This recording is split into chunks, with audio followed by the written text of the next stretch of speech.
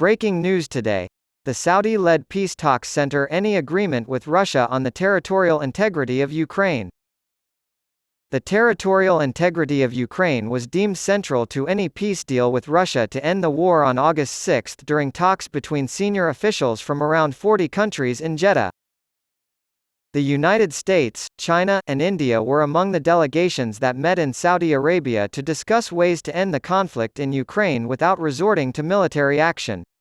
Russia was not invited to the meeting, but Ukrainian President Volodymyr Zelensky was present. A peace plan blueprint was approved at the meeting, which would effectively require Russian troops to withdraw from all of Ukraine's territory as part of a peace deal, which appears to be a blow for Russian President Vladimir Putin. The meeting's outcomes, however, will not be legally binding or have any immediate bearing on the war's resolution.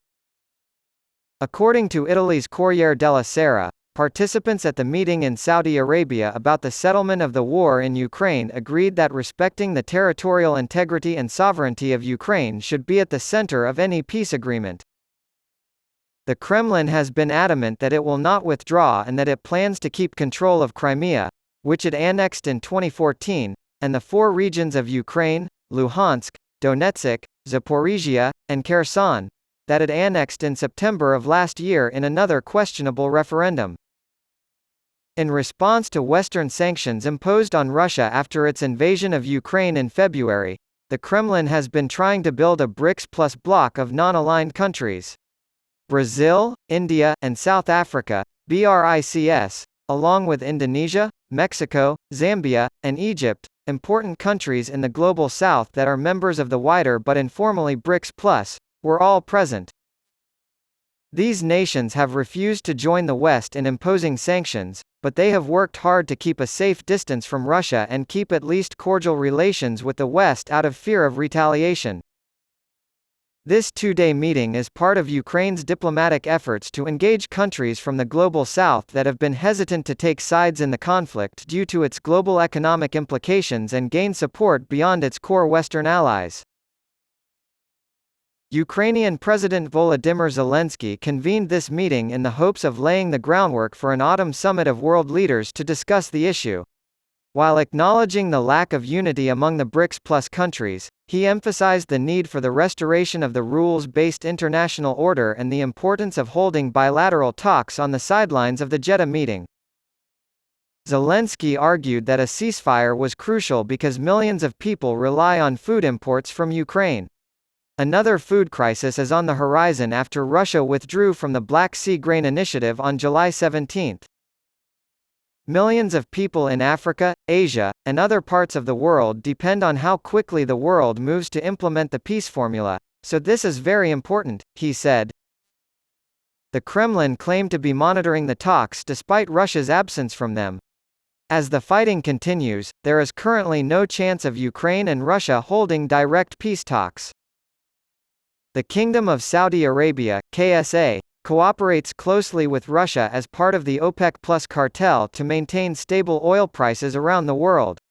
As the conflict between Russia and the West has reshaped relations between the developed and developing worlds, it has become more active on the global stage in recent years. The Kingdom of Saudi Arabia, KSA, has helped bring together countries that were absent from previous gatherings. China sent its special envoy for Eurasian affairs Li Wei to the Jeddah meeting, despite not sending a representative to the previous round of talks in Copenhagen in June. The Indian government's top security official, Shri Ajit Doval, also attended the meeting. When it comes to Russia's actions in Ukraine, neither China nor India have been particularly vocal in their criticism. Positive discussions took place, but no joint statement was issued, revealing divisions among the BRICS plus nations. The Saudis are due to present a strategy for ongoing negotiations regarding a wide range of issues, including global food security, nuclear safety, and prisoner releases. The presence of China at the talks would not have been possible without Saudi Arabia's diplomatic efforts. Riyadh's readiness to exert its good offices to contribute to reaching a solution that will result in permanent peace, according to the official Saudi press agency, SPA, was highlighted by the weekend's talks. Forging closer ties with Russia and other major powers outside of its traditional relationship with the U.S., the kingdom has sought a larger role in the region under Crown Prince Mohammed bin Salman's, MBS, leadership. In May, Saudi Arabia hosted an Arab League summit in Jeddah. The president of Ukraine attended, but later accused some Arab leaders of turning a blind eye to the horrors of Russia's invasion. The Kingdom of Saudi Arabia (KSA) has collaborated with Moscow on oil market policies and mediated a prisoner swap between Ukraine and Russia. With President Xi Jinping's December visit to Riyadh and efforts to join the China-led Shanghai Cooperation Organization (SCO) and the New Development Bank, also known as the BRICS Bank, ties with China have also been strengthened. Although China's presence suggests a willingness to engage in dialogue, it does not ensure that the outcome sought by Ukraine and its allies will be accepted. In an effort to position itself as a neutral arbitrator, China entered the diplomatic fray on the anniversary of the start of the war with a 12-point peace plan proposal, but Kyiv rejected it, saying that Ukraine has its own plan. China has declared its neutrality in the conflict and pointed out the lack of agreement among the non-aligned countries on how to end the fighting. China's special envoy for Eurasian affairs Li Wei said, "We have many disagreements and we have heard different positions, but it is important that our principles are shared." China has voiced its support for Zelensky's call for a peace summit of world leaders this autumn, which would be the third round of peace proposal talks this year. China participated actively and was positive about idea of a third meeting at this level, according to an EU source, as reported by The Guardian. The official stated that both the working groups and the ambassadors group would continue technical work on the issues central to Zelensky's 10-point peace formula. In spite of this, China's presence is seen as a boon to Saudi Arabia's diplomatic efforts and their ability to convene major global players to find a solution to the Ukraine crisis. Zelensky expressed his desire for a peace summit of world leaders to endorse the principles agreed upon at the Jeddah talks this fall.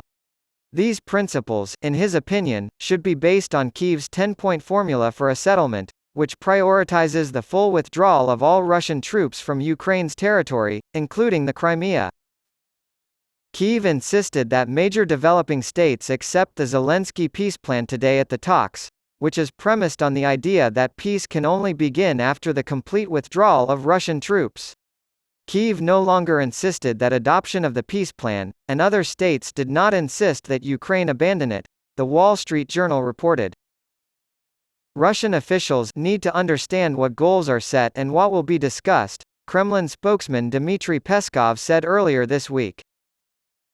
There should be praise for any attempt to promote a peaceful settlement, he said. According to a senior White House official, U.S. National Security Advisor Jake Sullivan led Washington's delegation to the Saudi city, but no official statement or readout has yet emerged.